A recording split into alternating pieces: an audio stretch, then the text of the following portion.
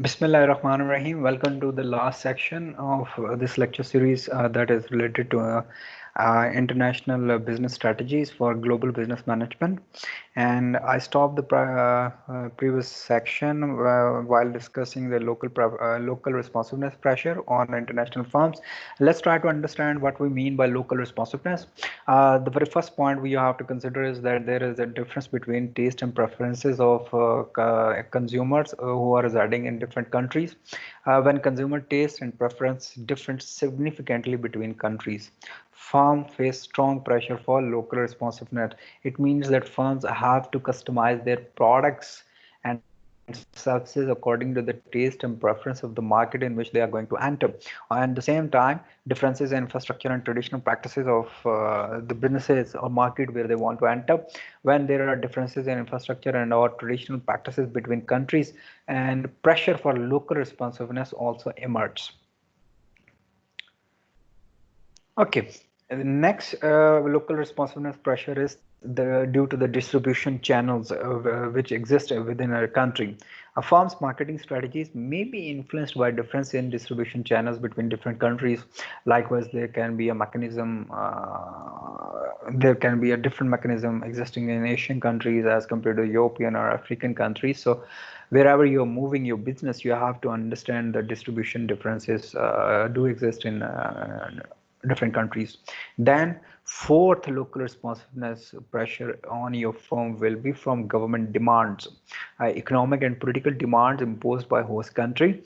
Governments may necessitate a degree of local responsiveness which you have to respect if you are entering in a country, so you have to respect their government's demands with reference to economic and political demands which are imposed on foreign businesses. Now comes the question, out of four strategies, which strategy you are going to use to reduce these cost reduction and local responsiveness pressures on your firm. One of them is global standardization, second one is localization, then you have an option of transactional, and last but not least you can go international. Let's see one by one. Global standardization strategy includes focuses on increasing profitability and profit growth by reaping the cost reduction that comes from economies of scale, learning effects, and location economies. The goal is to pursue a low cost strategy on a global scale. Makes sense when there are strong pressures for cost reductions and demands for local responsiveness are minimum. When does a localization strategy make sense? A localization strategy focus on increasingly profitability by customizing the firms and goods services so that they provide a good match to taste and preferences in different national markets. It makes sense when there are substantial differences across nations with regard to consumer taste and preferences, and where cost pressures are not too intense, then a firm can go for localization strategy. So a transactional strategy tries to simultaneously achieve low cost through location economies, economies of scales, and a learning effect of organization which they can achieve through by conducting their day-to-day operations. Differentiate the product offerings across geographic markets to account for local differences and foster a multi-directional flow of skills between different subsidiaries. Transitional strategies make sense when there are both high cost pressures and high pressure for local responsiveness. That was form C according to that graph what we have studied in last part of this lecture. International strategy involves taking products first produced for the domestic market and then selling them internationally with only minimal local customizations. It makes sense when there are low cost pressures and low pressure for local responsiveness. Now we have to understand what will be the choice of strategic static. As competition increases, international and localization strategies become less viable. To survive, firms may need to shift to a global standardization strategy or a transitional strategy in advance of competitors to compete in global market. Strategic alliances are basically corporate agreements between potential or actual competitors, which should include but not limit formal joint ventures between the competitions or short-term contractual agreements between the competitors.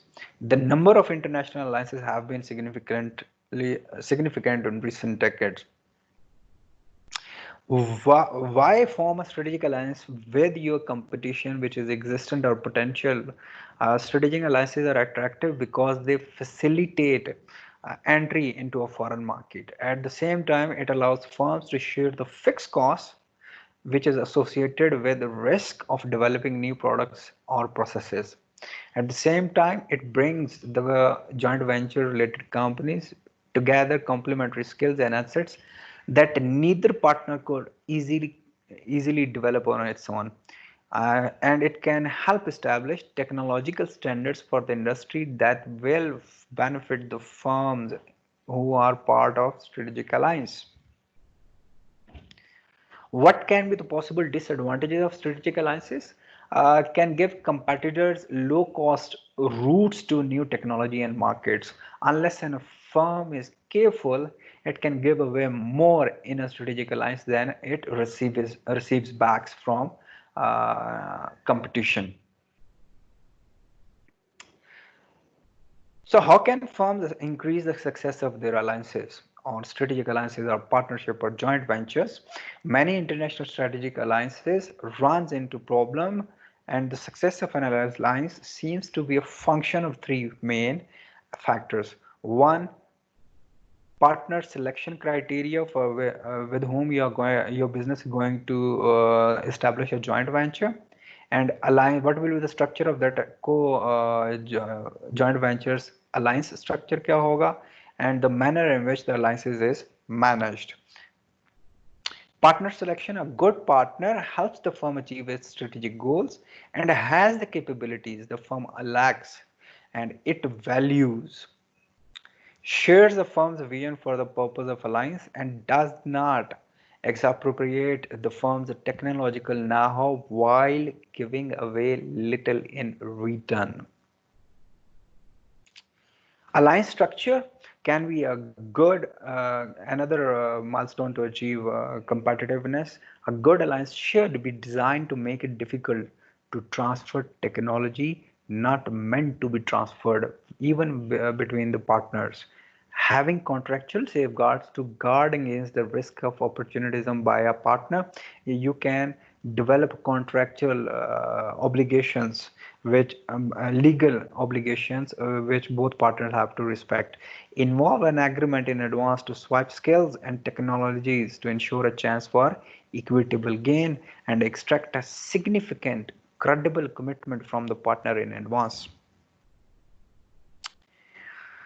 A good alliance requires managers from both companies to build interpersonal relationships, should promote learning from alliance partners, and should promote the diffusion of learned knowledge throughout the organization. कि आपने जो नया skill set, नए operations या नए processes सीखे हैं, diffusion means कि आप उनको फिर translate करें intangible and intangible products and services में which can be commercialized in the market. Okay, Ji, I will conclude this series of lectures right here. If you have any questions, you can post your questions in WhatsApp group. I will be more than happy to answer these questions in our interactive session. Till then, Allah Hafiz. See you people in next lecture.